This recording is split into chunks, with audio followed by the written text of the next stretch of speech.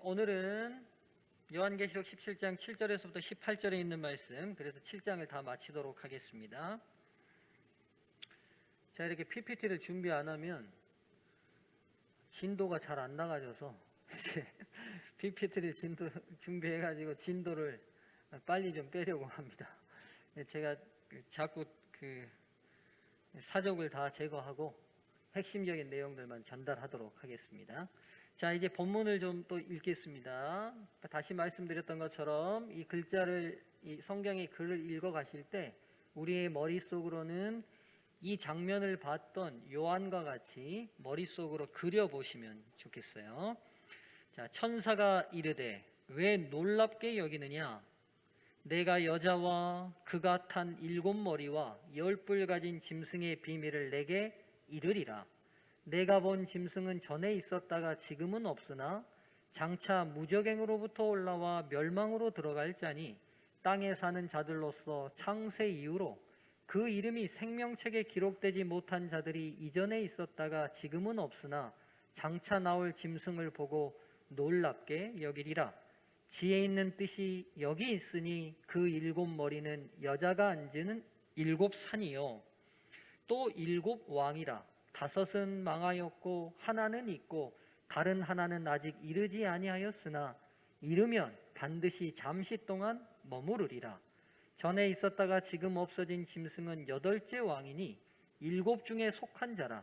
그가 멸망으로 들어가리라.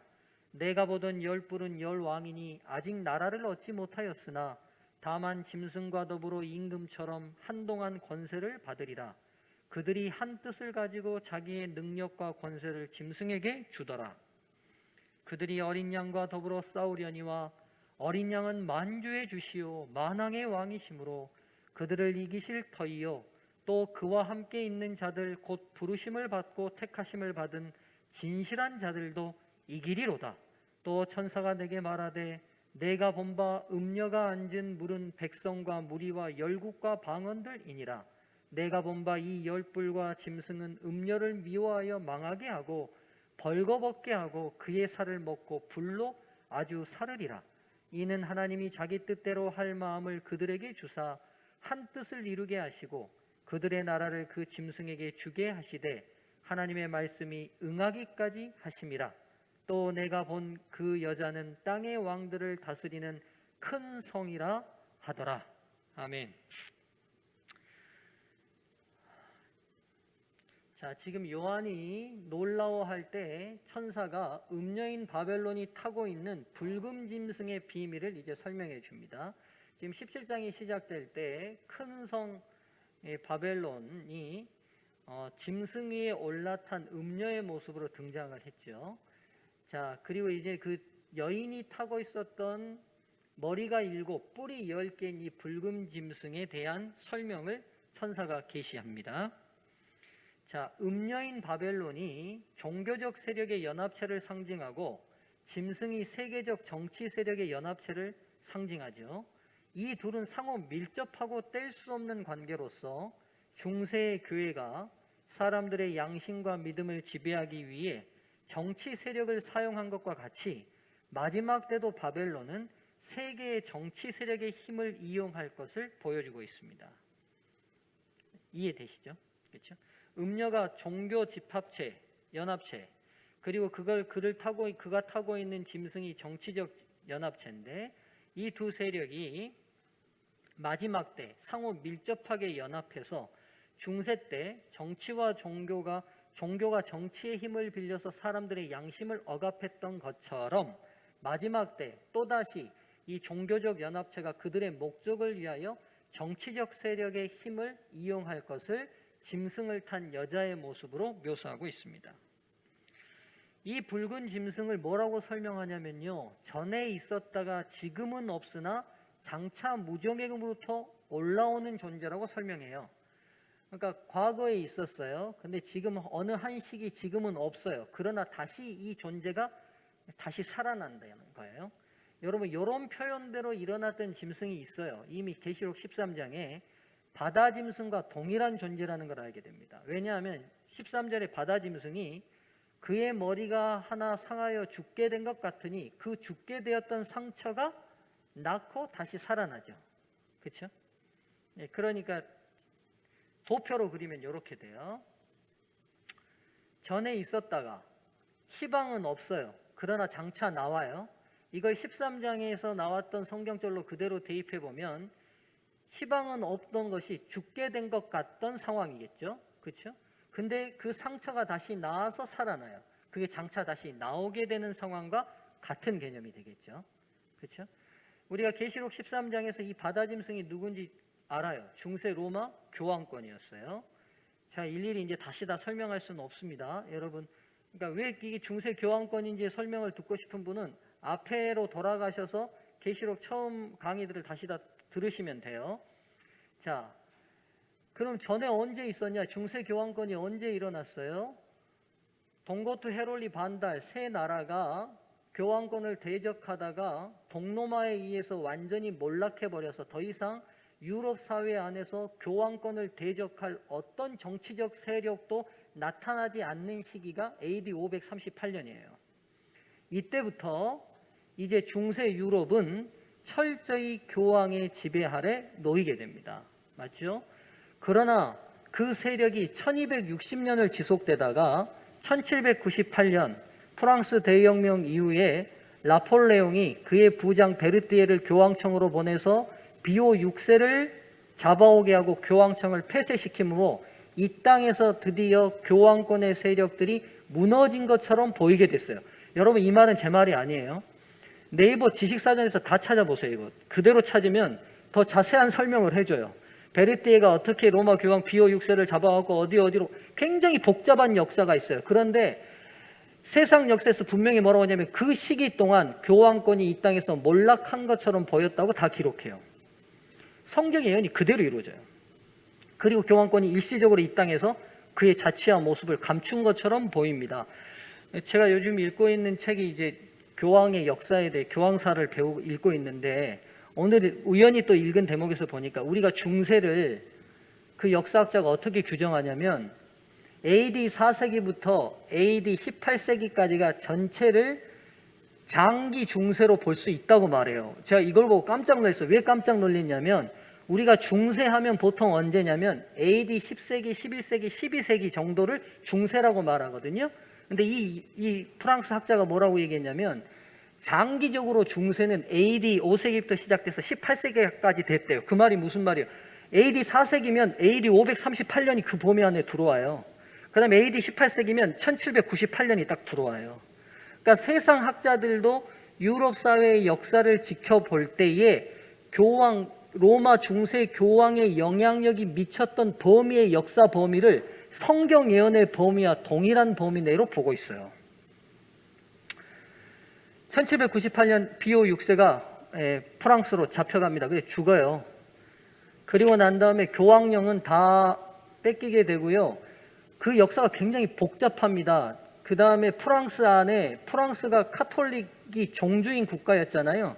근데 많은 신부들이 죽고요. 추방당하고 강제로 교회 재산들이 다 프랑스 나폴레옹 혁명정부에 다 압수당해 버립니다. 그래서 일시적으로 유럽 사회 안에서 교황의 힘이 미치지 못하는 시기가 벌어져요.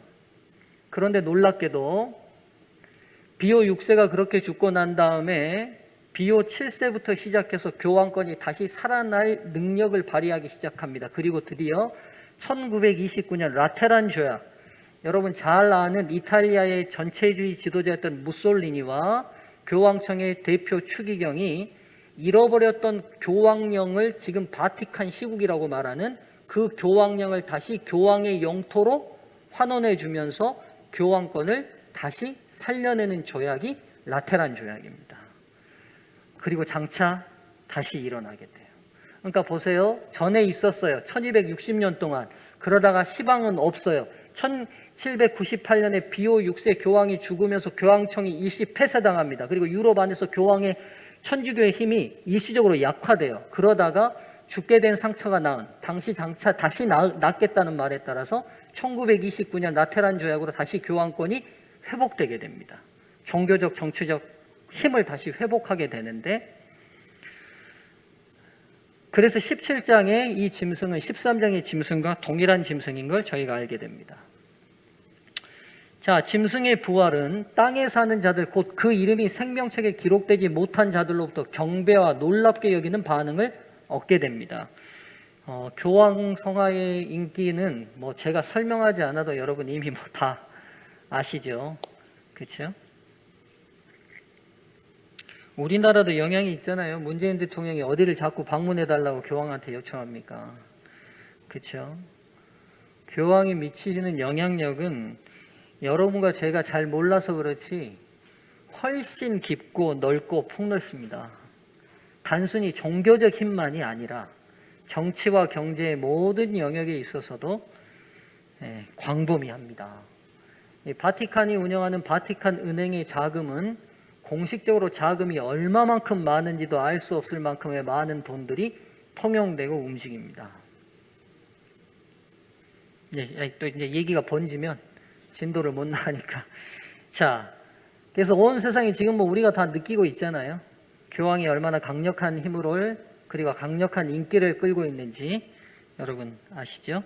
자, 5번째입니다. 17장의 이 붉은 짐승은 제13장에서 예언한 죽게 된 상처에서 회복된 이후에 바다 짐승을 묘사하고 있어요. 그러니까 지금 잘 보시면요. 13장에서는 중세 교황권이 바다에서 나온 짐승 한 마리로 묘사됐잖아요.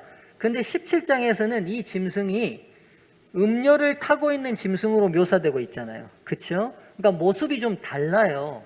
그렇죠? 다른 이유는 제가 나중에 설명할게요. 일단 17장에 등장하는 모습은 음녀가 타고 있는 짐승의 모습은 이제 상처가 났고 마지막 때 회복된 모습을 상징하는 모습이에요. 왜 그런 모습인지는 제가 뒤에 설명하겠습니다. 자, 6번째. 중세의 교회는 정치와 종교를 일치한 세력이었어요. 무슨 말인지 이해되시죠?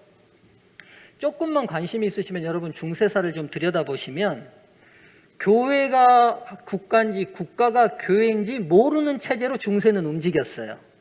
무슨 말인지 이해되시죠? 지금 여러분 11조 안 낸다고 잡혀가서 고문당하시는 분 있어요? 없어요? 중세는 11조를 안 내면 잡혀가서 감옥에 갈지 고문당했어요. 11조가 세금과 똑같았어요. 교회 내내 11조가. 그 말이 무슨 말이냐면 종교 분리가 되지 않은 세상이었다고요. 정치와 종교가 완전히 일치돼서 그 지역 안에 주교, 담당 신부의 능력이 시장을 능가하고 시장과 주교가 서로 누가 더 정치적 우위에 있는지가 구별되지 않는 시대가 중세 시대예요. 그래서 사법적 판단도 누가 하냐면 법관한테 하지 않아요. 그 담당 주교가 사법적 판단을 해요. 그렇죠? 그래서 중세 때의 바다에서 나온 짐승은 정치와 종교가 일치된 세상이었기 때문에 한 짐승으로 묘사된 거죠. 이해되시죠? 근데 마지막 때 다시 회복된 짐승은 음녀 바벨론을 태운 짐승으로 묘사합니다. 이유가 있어요. 지금 세상은 모든 국가적 체계의 헌법 체계가 요즘은 다 뭐를 분리시켜요? 정치와 종교를 분리하는 게 근대 국가의 시초예요. 그러니까 근대 시대가 왜 근대 시대냐? 종교가 분리됐기 때문이에요. 분리됐기 때문이거든요. 그래서 종교적 세력과 정치적 세력이 분리돼 있지만 이 마지막 시대 때는 이 분리된 세력들이 서로 밀접한 관계를 갖게 되면서 뚜렷한 구분이 있지만 다시 연합할 것에 대한 모습으로 짐승을 탄 음녀의 모습으로 마지막 짐승의 세력을 묘사하고 있는 거죠. 이해되시죠? 자, 이 지점에서 다시 지혜가 등장합니다. 666과 관련된 지혜와 동일한 지혜로 성령의 은혜로 받는 영적 분별력을 의미하죠. 마지막 때 하나님의 백성은 성령께서 부여하시는 지혜를 통해 위장된 사탄의 세력을 분별해낼 수 있게 됩니다. 자, 이제 여자가 앉아있는 짐승의 머리가 몇 개입니까? 7개예요. 근데 이 7머리를 뭐라고 해석하냐면 7산이고 그 7산은 7왕이라고 묘사하고 있어요. 그렇죠? 근데 이 7머리가 과거에 5개는 있었고 현재 지금 하나의 머리가 있고 미래에 앞으로 올 머리가 하나 더 있다고 묘사되어 있어요. 자, 앞에 본문 기억하시죠? 다시 읽을까요? 다시 안 읽어도 되시겠죠? 자, 이 7머리가 뭐냐면 이들은 사탄이 하나님을 대적하기 위해 사용한 7개의 제국들을 상징하죠. 자, 그럼 보십시다. 지금 요한이 계시를 받고 있었던 그 시대의 현재의 세계를 지배하고 있는 제국이 누구냐면 로마죠. 그렇죠? 그러니까 현재 이 제국이 있어요. 그리고 이 제국 전에 5개의 나라가 있었다는 거죠. 그리고 이 로마 제국 멸망 후에 또 다른 하나의 제국이 온다는 거예요. 근데 이 7개의 나라의 특징은 뭐냐? 하나님과 그분의 백성들을 대적하는 세력들이에요. 그럼 제가 이제 몇 가지만 요약해서 썼어요. 자, 현재 로마 제국은 그리스도를 십자가에 못 박은 당사국이었어요. 그리고 기독교를 핍박하던 사람들이었죠. 그래서 지금 요한조차도 어디에 유배돼 있어요, 지금? 반모섬에 유배돼 있잖아. 그걸 누가 했어요? 로마 제국이 했던 일이죠. 자, 그럼 그 전에 5나라가 어떤 나라였는지 봅시다. 로마 제국 전에는 그리스, 헬라라는 나라가 세계를 지배했는데 그들이 했던 대표적인 일들이 유대인들을 압제하고 성전 예배를 파괴합니다. 대표적인 사람이 안티오코스 에피파네스라는 왕인데 성전 제물로서는 돼지를 쓰지 않잖아요. 근데 제사장들에게 제물로 돼지를 쓰도록 강요해요. 그리고 제사장들이 거부하면 다 죽였어요. 그 앞에서. 그리고 돼지를 제물로 하나님께 드리게 하고 그 고기를 또 먹게 시켰어요. 그래서 거부하면 또 죽이고. 그래서 많은 제사장들이 이때 죽었어요. 그러니까 하나님과 우리를 연결하는 제사제도 자체를 파괴하려는 시도를 그리스가 하죠. 그다음 그리스 전에는 페르시아 제국이 있는데 페르시아 제국 때 일어났던 하나님의 백성을 말살하려는 정책이 우리 성경의 한 권의 책으로 기록되어 있어요. 무슨 책입니까? 예쁜 여왕이 왕비가 에스더서입니다. 에스더서의 배경이 뭐냐면 페르시아예요. 페르시아 제국 때 유대인 전체를 죽이려는 국가 비밀 프로젝트가 누구의 손에 의해서 막아졌어요? 믿음의 여인 에스더의 손에 의해서 좌절된 이야기가 에스더서입니다. 그 방편으로 그 사단의 도구로 사용되었던 제국이 페르시아였어요. 그 전에는 바벨론입니다. 바벨론 여러분이 잘 알다시피 남방 유다를 멸망시키고 유대인들을 전부 다 포로로 끌고 갔던 나라죠. 그 전에는 아수르가 있어요. 아수르는 12지파 중에 10지파였던 북방 이스라엘을 완전히 다 멸망시키고 이 10지파들을 완전히 흩어서 버림으로 인해서 지금도 지구상에 이 10지파의 흔적을 남기지 않게 했던 제국이 아수르입니다.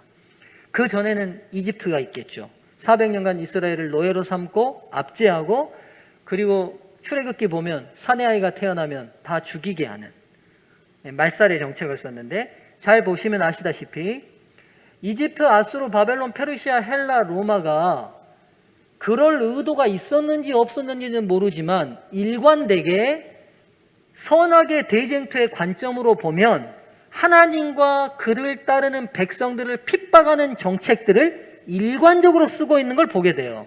맞죠? 이런 관점을 사관이라고 하는 거예요. 역사를 보는 관점이에요. 하나님의 백성들은 인류 역사를 보는 관점이 있어요. 그리스도인들의 사관이 뭐냐면 선과 악의 대쟁투인 거예요. 이 땅의 역사가 그냥 흘러가는 게 아니라 대제국의 힘 있는 왕들이 그냥 나라를 세우는 게 아니라 사단은 누구를 세우든 그들을 사용해서 이 땅에서 하나님을 진실되고 믿고 있는 당신의 백성들을 핍박하는 도구들로 사용하고 있다는 사실을 보여주고 있어요. 그렇죠? 자, 그리고 이제는 요한 당시에 아직 나오지 않는 또 다른 세력으로는 로마가 멸망하고 난 다음에 중세 교황권이 나와서 수없이 많은 개신교도들을 박해하고 핍박하고 죽이죠. 제가 핍박사는 자세히 설명하지 않겠습니다. 그 얘기하면 이제 시간이 많이 가니까요. 자, 9번째입니다. 자, 7째 나라를 뭐라고 설명하냐면요. 잠시 동안 머무르리라 라고 설명해요. 근데 여러분, 지금 7번째 나라가 중세 교황권인데 중세 교황권에 영향을 발휘했던 기간이 AD 538년부터 AD 1798년이니까 1260일이나 되는 긴 시간이잖아요. 근데 왜 성경이 잠시 동안이라고만 했을까? 제가 그래서 이걸 설명해야 될 것 같아서 지금 이걸 설명드리는 거예요. 여기서 이 잠시 동안이라는 단어는 헬라어 올리곤이라는 단어인데요. 이건 시간의 짧고 작음을 얘기하는 단어가 아니라 정해진 일정한 시간을 얘기할 때 쓰는 거예요. 그러니까 우리 번역이 조금 매끄럽지 않은 거예요.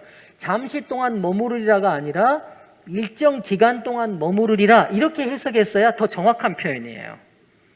이해되시죠? 그래서 제가 이걸 설명드리는 거예요. 괜히 예언이 맞는데 1260년이면 꽤 긴 시간인데 이걸 왜 짧다고 묘사했을까라고 의문을 가지실까 봐 설명을 드리는 겁니다. 즉 한정된 시간 동안 활동이 이루어질 걸 의미하고 있어요. 즉 중세가 1260년 동안 중세의 힘을 교황권이 발휘할 것은 이미 예언에 작은 뿔이 등장하기 전, 이 바다짐승이 나오기 전 이미 다니엘서부터 예언을 해놨잖아요. 그렇죠?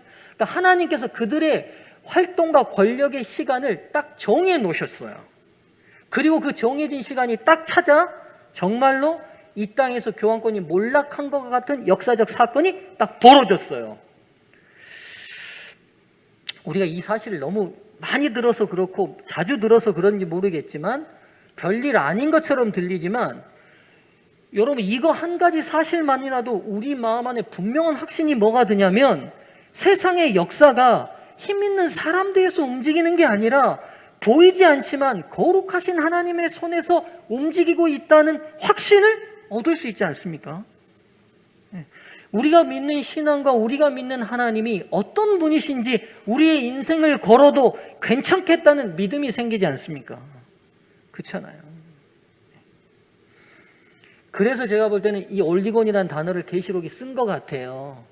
정해진 시간 동안 활동하고 그 범해진 시간이 되면 일시적으로 죽게 될 거라는 그 예언이 그대로 성취됩니다. 자, 근데 이제 8번째 왕이 나올 거라고 말하고 있어요. 그렇죠? 8번째 세력, 8번째 하나님과 하나님을 대적하는 왕이 8번째 왕이 일어날 것인데 이 8번째 왕이 누구냐를 설명합니다. 자, 8번째 왕은 전에 있었다가 지금 없어진 짐승 이렇게 묘사하고 있어요. 그럼 여러분 누군지 딱 아시겠죠? 지금 그러니까 계속 성경이 오해되지 않도록 꾸미고 있는 문장을 계속 반복하고 있어요. 전에 있다가 시방은 없으나 장차 나올 자, 머리 하나가 죽게 되어 죽은 듯 하다가 죽은 듯한 상처가 나은 자, 그렇죠? 전에 있었다가 지금은 없어진 짐승, 다 동일한 존재라는 걸 알게 됩니다. 그렇죠? 그리고 7 중에 속한 자라고 또 설명하고 있어요. 그럼 앞에 있었던 7 중에 속했던 사람이 촉했던 왕이에요. 7째 왕이었던 중세 교황권이 일시적 상처를 입고 죽게 되었으나 다시 회복해서 8째 세력이 될 것을 예언하고 있어요. 이건 여러분 아무리 다른 해석을 하려고 해도 다른 해석을 할 수 없는 명료한 해석이에요. 다니엘서와 계시록을 정확히 안 하고 대충 해도 이렇게 결론이 나올 수밖에 없어요.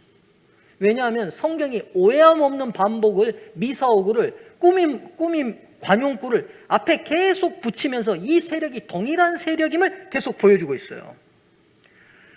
중세 교황권이 일시적으로 몰락합니다. 그리고 그가 다시 8째 왕으로 살아날 것을 얘기하죠. 그리고 이 8째 왕을 돕는 10뿔이 등장합니다. 그리고 이 10뿔을 천사가 뭐라고 해석하냐면 10왕이라고 해석해요. 로마 제국 분열 이후에 열국들이 중세 교황권에 복종했죠. 무슨 말인지 이해되시죠? 자, 476년 오도 아케르, 게르만의 용병대장 오도 아케르가 서노마 제국을 완전히 멸망시켰습니다. 멸망시키면서 게르만족들이 로마의 영토들을 다 찢어서 열국으로 분열됩니다. 그렇죠? 열국으로 분열되고 분열되는 상황 속에서 로마 교황권이 등장하자 열국으로 분열된 그 게르만족들의 나라들이 다 누구에게 복종했어요? 교황권에게, 중세 교황권에 복종하고, 한때는 교황은 태양이고 왕들은 달이라고 할 만큼 끊임없이 서로 대적도 했어요. 여러분, 이 중세사를 들으면 굉장히 복잡합니다. 교황을 향해서 대적도 하고요. 막 이런 일들이 많아요. 프랑스 임금은 교황청을 쳐들어가기까지 하는데, 여러분, 시오노 나나미 신의 대리인이라는 책이 있거든요. 기회가 되시면 한번 읽어보시면 좋겠는데, 바쁘시면 읽지 마세요. 뭐 꼭 그렇게 굳이 여러분이 시간 내서 꼭 읽어야 될 책은 아닌데, 제가 대신 읽었으니까 설명해 드릴게요. 신의 대리인하고 중세에 힘을 썼던 몇 교황들의 이야기들을 썼는데, 거기 보면 참 지금 상식으로 이해 안 되는 장면이 있어요. 가령 로마 교황을 대항해서 프랑스 황제가 군인을 일으켜가지고 로마 교황청을 쳐들어가요. 그래서 전쟁에 이깁니다. 교황의 군인들을 이겨요. 그럼 여러분, 전쟁에 패한 사람은 교황이고 이긴 사람은 프랑스 황제니까 패전국의 왕이 승전국의 왕에게 고개를 숙이고 잘못을 빌어야 되는데, 전쟁에 이긴 프랑스 황제가 어떻게 하는지 아세요? 옥자에 앉아있는 교황에게 눈물을 흘리며 무릎을 꿇고 와서 사죄해요. 신의 대리인에게 제가 대항한 것을 사죄해요. 전쟁을 이기고도. 여러분, 그러니까 이게 절대 이해가 잘 안 돼요. 제가 그 장면을 보면서 교황이 미치는 힘과 능력이 어떤 데인지를 조금 느낄 수 있었어요. 힘으로는 얼마든지 굴복시킬 수 있는 힘이 있는 황제들도 교황 앞에 서면 어떤 힘인지 모르지만 그 앞에 굴복되고 엎드려요. 저는 그 힘이 용이 준 힘이라고 분명히 믿습니다. 자, 돌아갈게요. 그래서 중세가 교황권에게 열국들이 복종했던 것처럼 마지막 시대에도 이 중세에 흩어졌던 열국들이 교황에게 굴복했던 것처럼 이 열불 정치적 세력들이 8번째 왕을 위해 힘을 다시 모을 것을 예언하고 있는 거죠. 이해되시죠? 자, 그럼 이 열 왕이 누굴 것이냐? 성경이 더 이상 여기에 대해서 설명은 하지 않아요. 계시록이 여기에 대해서 더 이상 설명은 이어가지 않습니다. 그러니까 우리가 알 수 있는 범위는 정치적으로 유력한 세력들이, 국가들이 교황권에게 다시 교황을 위하여 힘을 모을 것에 대한 예언은 분명히 알 수 있어요. 그러나 그 열왕이 누군지는 성경이 공개하진 않아요. 그건 때가 되면 정확히 알 수 있을 것 같습니다. 13번째, 바벨론 주도의 전 세계의 정치적 세력은 어린 양과 전쟁을 할 것이나 최후의 전쟁 아마겟돈은 이미 승패가 결정된 전쟁임을 계시가 다시 말하고 있어요. 누가 이겨요? 만주의 주요, 만왕의 왕이신 어린 양이 이깁니다. 여러분, 적이 누군지를 잘 아는 것이 중요해요? 안 중요해요? 중요합니다. 우리가 근데 적에 대해서 잘 알려고 하는 이유가 뭐죠? 싸움을 하려는 상대방을 잘 알려고 하는 이유가 뭐예요? 그 사람은 무기가 뭐고 어디가 약점이고 어디에 요새가 있고 뭐 비행기가 몇 대고 이런 정보들을 막 첩보작전을 벌려서라도 막 정확히 알려고 하는 이유가 뭡니까? 그냥 알라고요? 싸웠을 때 이기려고요. 맞죠? 그렇죠? 싸웠을 때 이기려고요. 근데 잘 보세요. 계시록이 마지막 하나님을 대적하는 세력을 공개하면서 계속해서 우리에게 말씀하고 있는 게 뭐냐면, 하나님을 대적한 세력은 분명히 멸망받고 누가 승리한다? 어린 양이 승리한다는 거예요. 그러니까 우리가 계시록을 연구하면서 더 집중 있게 보고 우리의 믿음의 털을 놔야 될 것은, 이 마지막 시대 때 내가 살아남을 수 있을까? 어떻게 이 전쟁에 내가 선하게 대적돼 승리할 수 있을까가 아니라, 이미 승리가 보장되어 있는 전쟁이라는 사실을 더 주목하셔야 된다는 거예요. 근데 제가 어렸을 때 우리 신앙을 했던, 제가 재림교회 내 신앙을 하면서 우리 어른들에게 받았던 이 느낌이 뭐냐면, 이 마지막 일요일 법령이 내리고 일요일 협령이 내리고 할 때 우리가 과연 우리 믿음을 지킬 수 있을까 하는 그런 모습이었지, 이미 승리가 보장된 승리의 전쟁이니 믿음으로 우리 주 예수 그리스도를 향해 찬양하고 감사하는 분위기는 아니었던 것 같아요. 이걸 다시 여러분에게 강조하고 싶어요. 그래서 오늘 우리가 계시록 공부하는 건 우리 하나님의 대적편에 있는 세력이 도대체 정확히 누구인지, 그가 어떤 일을 하는지 아는 거 중요해요. 근데 그것보다 더 중요한 건 이 선악의 대쟁투는 이미 십자가에서 결론이 났어요. 그분이 십자가에서 승리하셨기 때문에 이 마지막 쟁투도 승리로 끝날 수밖에 없어요. 질 수 없는 전쟁에 여러분과 제가 승자의 편에 서 있어요. 질 수 없는 전쟁을 졌다. 누구 책임이에요? 알기는 잘 알아요. 우리가 그리스도를 향한 믿음만 놓지 않는다면 승리의 면류관이 우리의 것입니다. 그분이 죽음의 무덤문을 깨고 하늘 보좌 아버지 우편에 앉아서 영광을 받으셨던 것처럼 그 우편의 자리를 우리에게 주시겠다 이미 약속하셨잖아요.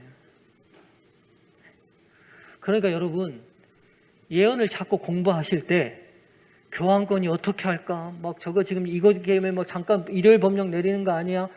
자꾸 여기에 주목하지 마시고 예언이 밝히고 있는 범위 내에서만 적에 대해서 알면 돼요. 이 열왕이 누굴까? 이게 미국이고 프랑스고 독일이고 영국이고 막 없는 내용 끌어다가 붙이지 마시고, 그래 세상의 정치적 세력이 또다시 종교적 지도자인 교황을 따르겠지, 그런 세상이 오겠다고 예언이 약속했지, 예언하셨지, 그 정도로 멈추시고, 그러나 세상이 그렇게 온 권력자들이 정치적인 그들의 권력과 힘을 모아 교황을 따른다 할지라도 우리는 이미 승자이신 만주의 주 만왕의 왕 어린 양이신 예수 그리스도를 따르는 백성으로 서야겠다는데 더 집중하시면 좋겠습니다. 자, 이제 마지막 페이지입니다. 자, 이 최후의 시점의 장면이 갑자기 극적으로 바뀌어버립니다. 어떻게 바뀌냐면요, 열불과 짐승이 음료를 미워해서 공격하는 모습으로 바뀌어요. 여러분 본문 기억나시죠? 갑자기 그들이 음료의 살을 뜯어먹고 그의 몸을 불지르는 장면이 나오죠. 여러분 이게 이해가 안 되는 장면이에요. 엄청 밀착해서 마지막에 모든 세상을 이끌고 나가는 이 두 세력이 갑자기 서로 등 돌려서 적대하는 관계가 됩니다. 왜 그러느냐? 하나님을 대적하고 그분의 백성을 핍박하는 동일한 목적과 방향성을 가지고 공생했던 두 존재의 관계가 일시적으로 깨어져요. 왜 깨어지느냐? 15번, 이런 상황을 계시록 16장 12절이 이미 예언했어요. 뭐라고 하냐면 유프라데스 강물이 마르는 상징으로 묘사했어요. 여러분 제가 이거 자세히 설명하면 또 시간이 길어지니까 16장 강의에 넣었던 부분을 유튜브로 확인하세요. 이해 안 되시는 분들은. 유프라데스 강물이 마르는, 즉 바벨론이 멸망하던 날 밤에 페르시아가, 메데파사가 뭘 빼가지고 바벨론을 멸망시켰어요? 유프라데스 강물을 빼가지고 멸망시켜버렸잖아요. 그 장면을 그대로 예언이 차용해서 쓴 거예요. 즉 바벨론이란 나라를 떠받치고 있는 물, 즉 세상, 열방, 시민들이 빠져나가 버리는 거죠. 이해되시죠? 그 장면에서 이미 그 예언이 반복되는 거예요. 하나님의 일곱 재앙에서 보호받지 못하는 세상의 정치적 세력들은 바벨론에게 자신들이 속임받았음을 깨닫게 돼요.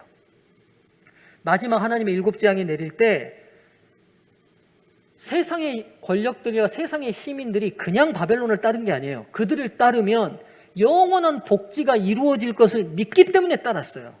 그러나 하늘로부터 내리는 재앙을 그들이 속수무책으로 감당하지 못하는 모습들을 보면서 드디어 이들이 자각됐어요. 우리가 잘못 따랐구나, 잘못 복종했구나, 잘못 예배했구나.